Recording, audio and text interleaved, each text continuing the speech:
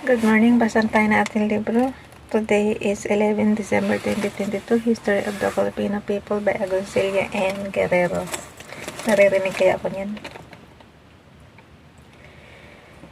History of the Filipino People, Part 3, Reform and Revolution. Topic number 8, the Campaign for Reforms. Dito na tayo sa paragraph La Solidaridad. Basa.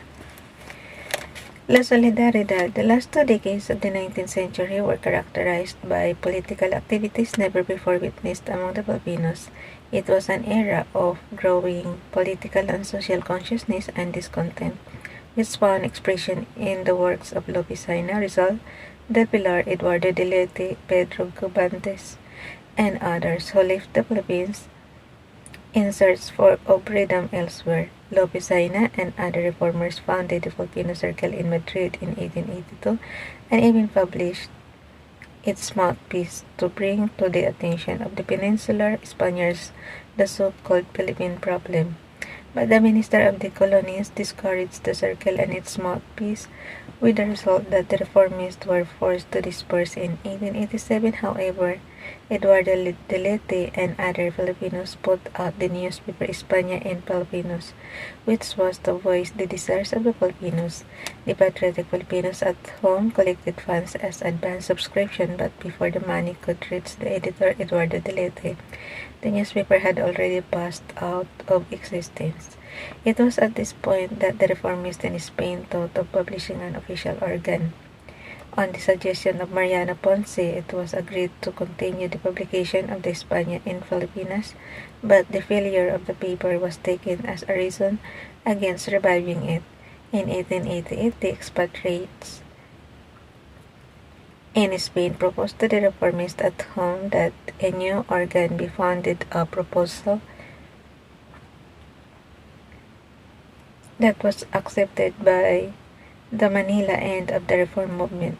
Rizal chosen to manage the proposed periodical, but then in London busy copying and annotating Morga's successos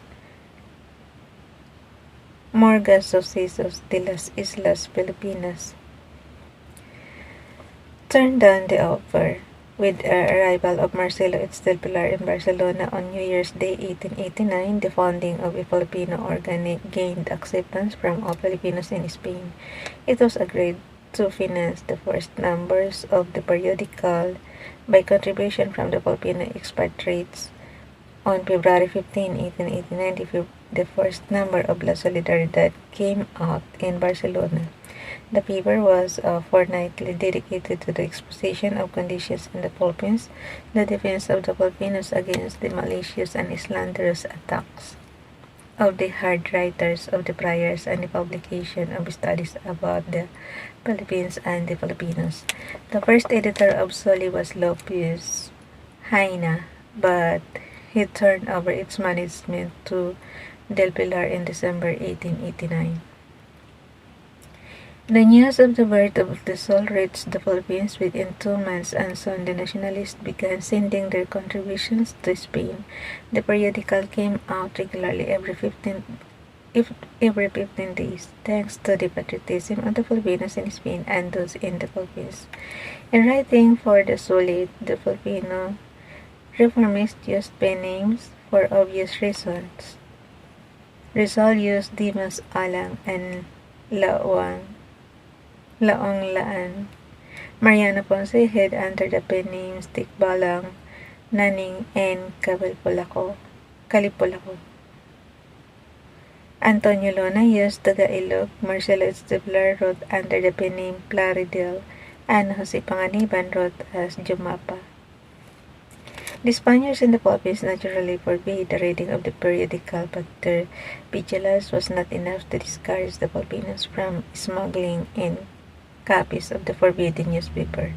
The Sol may not have succeeded in influencing the peninsular government to grant the reforms demanded by the Filipinos, for it was not disposed in the first place to humor them, but in its more than 6 years of existence, the Sol represented the ideals of the Filipino reformist group. At the same time, it also succeeded in exposing the evils in Philippine society and it bullying the claims put forth by such anti-Filipino writers as Wenceslao Iritana, Vicente Barantes, and Pablo Fised that the Filipinos had no civilization before the coming of the Spaniards.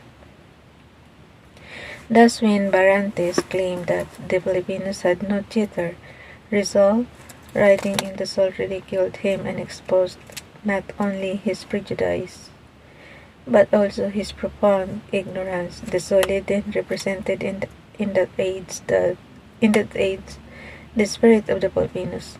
Having played its role creditably, the newspaper bowed out of existence in Madrid with its last number dated November 15, 1895.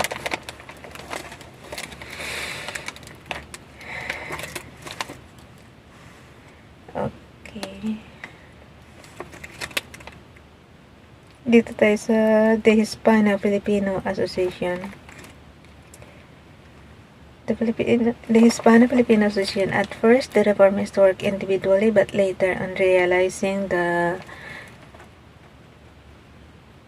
advantages of pooling their resources and efforts in the campaign to have their voices heard by the peninsular government, they banded together to form a society.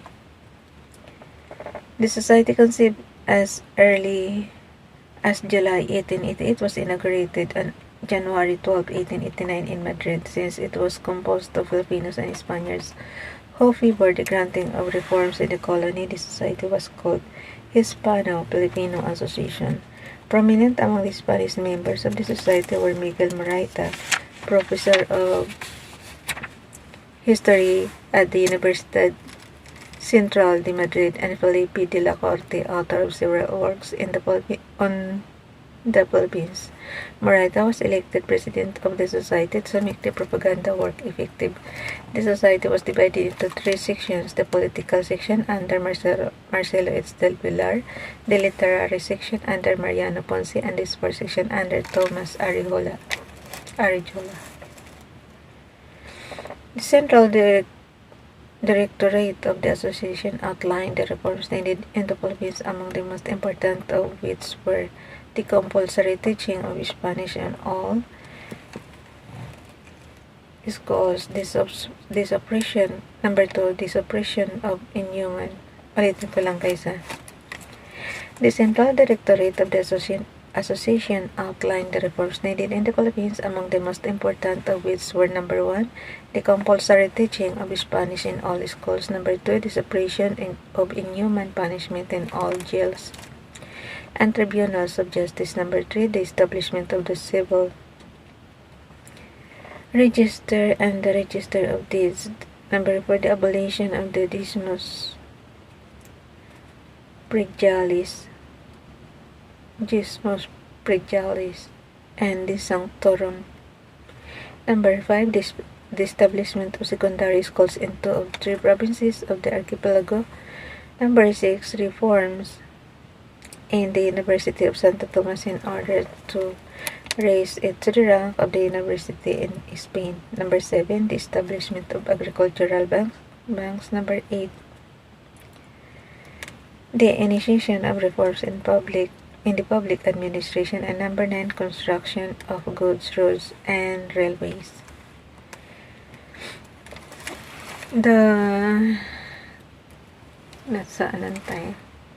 The concerted campaigns of the Hispano-Filipino Association resulted in the passage of laws in Cortes which would have been of benefit to the Filipinos had they been carried out.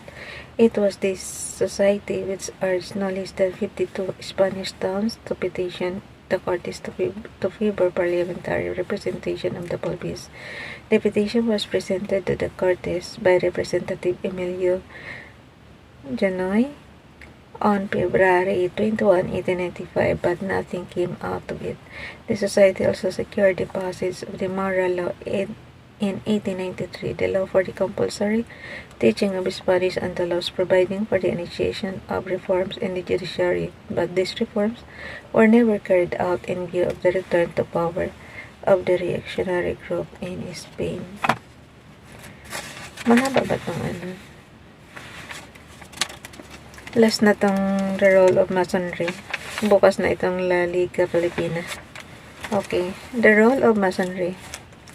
Disgusted with the role of the friars in Philippine affairs, the Filipino propagandist in Spain affiliated with Masonic lodges in Spain, Lopez Haina, not contented with merely becoming a member of the Spanish Masonic lodge, thought of bringing together all Filipino Masons into the lodge. Consequently, he established the Lodge Revolution in Barcelona on April 1, 1889, which was exclusively by and for the Filipinos. A year later, La Solidaridad was founded in Madrid. The Lodge took in all the members of Revolution when the latter was dissolved. The lodges became the focus of propaganda activities in Spain and were responsible for the maintenance of unity in the ranks.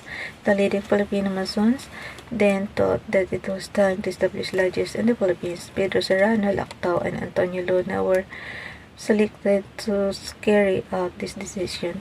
Serrano Lactao, upon his arrival in the Philippines, conferred with the patriotic Filipinos regarding the possibility of secretly establishing Masonic lodges.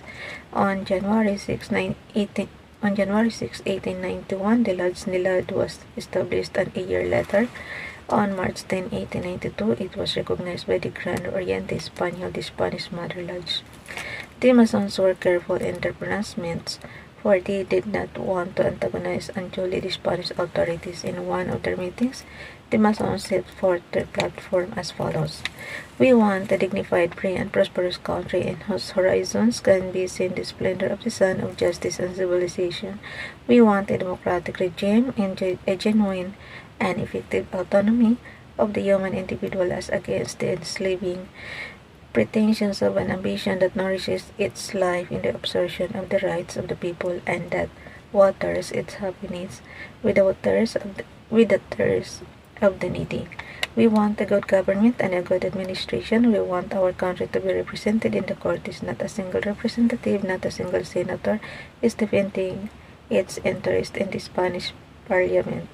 Its government is dependent in Madrid upon the Ministry of the Colonies, who by and for itself legislates and governs the Philippines through royal orders, while in Manila the Governor-General executes and annuls the orders of the ministers. We want our country declared a Spanish province with all the rights and obligations. In a word, we want reforms, reforms, reforms."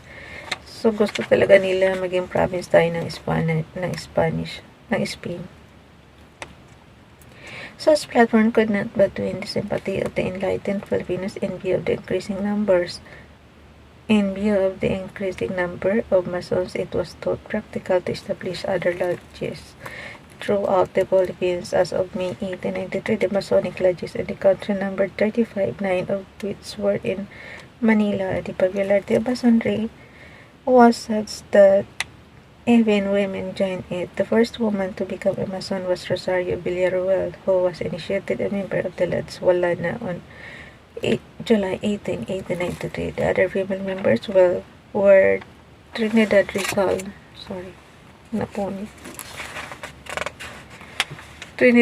Romualda Lanosa, Josefa Rizal, Marina Dizon, Sixta Fajardo, Valeriana Legazpi, and Purificación Liva.